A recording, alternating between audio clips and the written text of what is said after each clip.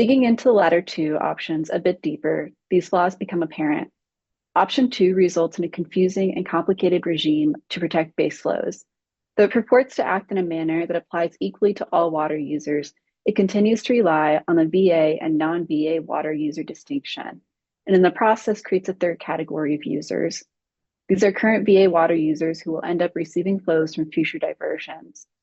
Diversions established prior to January 1st, 2025 will be subject to VA rules, while diversions established after that date will be subject to non-VA rules. This means that a single party will be subject to two different regimes. This is confusing and arbitrary.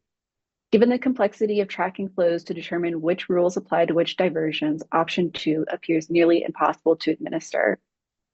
Option 3 is no better than option 2. As previously explained by my colleagues, in option 3, DWR, acting on behalf of the VA parties, proposes spending the next 8 years on a so-called science program to determine the relationship between longfin smelt and other native species abundance and delta outflow, and then to use those data to suggest a new flow threshold criteria. DWR claims that this is necessary because base flows are apparently not the subject of extensive analysis. Of course, this isn't true. The relationship between native fish species viability and flows has been well researched and documented throughout the years.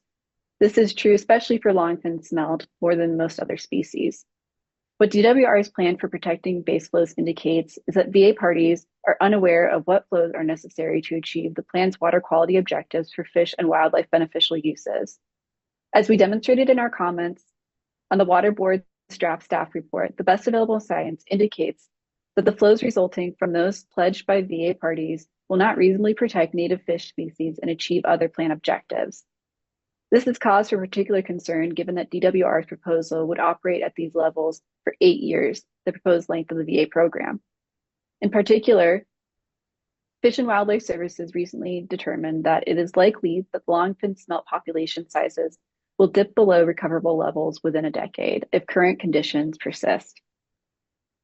To protect against these potentially calamitous results, option 3 should be rejected.